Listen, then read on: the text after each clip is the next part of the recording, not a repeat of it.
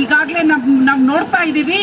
ಅಲ್ಲಿ ಯುದ್ಧ ನಡೀತಾ ಇದ್ರೆ ಅದರ ಒಂದು ತಾಪ ನಮಗೆ ತಟ್ಟಿದೆ. ಈಗ ಸಿಲಿಂಡರ್ಗಳಿಲ್ಲದೆ ಆಟೋ ಡ್ರೈವರ್ಸ್ ಆಗ್ಲಿ ಅಥವಾ ಸಣ್ಣ ಪುಟ್ಟ ಹೋಟೆಲ್ಗಳನ್ನು ಇಟ್ಕೊಂಡಿರೋರಾಗ್ಲಿ ಅವರ ಜೀವನ ತತ್ತರಿಸಿ ಹೋಗಿದೆ. ಎಷ್ಟೋ ಲಕ್ಷಾಂತರ ಕಾರ್ಮಿಕರು ವಲಸೆ ಹೋಗ್ತಾ ಇರೋದನ್ನ ನಾವು ಮಾಧ್ಯಮಗಳಲ್ಲಿ ನೋಡ್ತಾ ಇದ್ದೀವಿ. ಅವ್ರು ಹೇಗೋ ಒಂದು 4 ತಾಸು ದುಡ್ಕೊಂಡು ಬದುಕ್ತಾ ಇದ್ದಂತ ಜನ ಬದುಕಕ್ ಸಾಧ್ಯ ಆಗದೆ ಅದೇ ಕೋವಿಡ್ ಪರಿಸ್ಥಿತಿಯನ್ನ ನಾವು ಕಾಣ್ತಾ ಇದ್ದೀವಿ.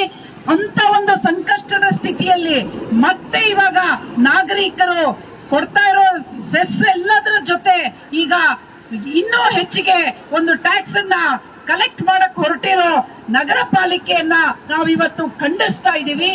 ಅಷ್ಟೇ ಅಲ್ಲ, ಪ್ರತಿ ದಸರಾ ಹಬ್ಬ ಬಂದಾಗ ನಾಡ ಹಬ್ಬ ಇದೊಂದು ಟೂರಿಸ್ಟ್ ಪ್ಲೇಸ್, ಇದು ಅಂತಾರಾಷ್ಟ್ರೀಯ ಮಟ್ಟದಲ್ಲಿ ನಮ್ಮ ಮೈಸೂರು ಹೆಸರು ಮಾಡಬೇಕು ಅಂತ ಹೇಳಿ ಇಲ್ಲಿ ಬಣ್ಣ ಬಳೆದುಬಿಟ್ಟು ಹೋಗ್ತಾರೆ.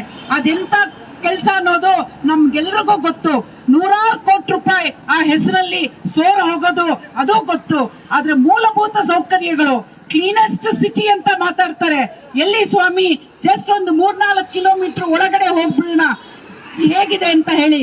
ಕೆಲವು ವರ್ಷಗಳ ಹಿಂದೆ ನಾವು ರಸ್ತೆಗೋಸ್ಕರ ಹೋರಾಟ ಮಾಡಿದೀವಿ, ಡಾಂಬರೀಕರಣ ಮಾಡ್ರಿ ಅಂತ ಹೇಳಿ. ಚರಂಡಿಗಳ ನೆಟ್ಟಗಿಲ್ಲ. ಎಷ್ಟೋ ಲೊಕ್ಯಾಲಿಟಿಗಳಲ್ಲಿ ಇವತ್ತಿಗೂ ನೀರು ಬರೋದಿಲ್ಲ. ನೀರಿಗೋಸ್ಕರ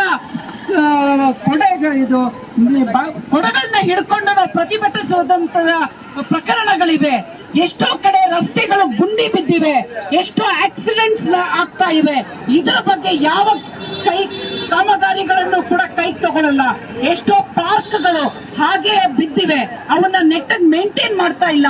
ಸೊ ಈ ಸಂದರ್ಭದಲ್ಲಿ ಜನಗಳಿಂದ ಹೇಗೆ ಹಣ ಕಿತ್ಕೊಳ್ಳೋದು ಅನ್ನೋದು ನೋಡೋದಕ್ಕಿಂತಲೂ ಈ ವ್ಯವಸ್ಥೆಗಳನ್ನ ಹೇಗೆ ಜನಗಳಿಗೆ ಸರ್ವಿಸ್ ಕೊಡಬೇಕು ಅನ್ನೋದ್ರ ಬಗ್ಗೆ ನಗರ ಪಾಲಿಕೆ ಯೋಚನೆ ಮಾಡಬೇಕು ಅಂತ ಹೇಳಿ ಈ ಸಂದರ್ಭದಲ್ಲಿ ನಾನು ಹೇಳಕ್ ಇಷ್ಟಪಡ್ತೀನಿ.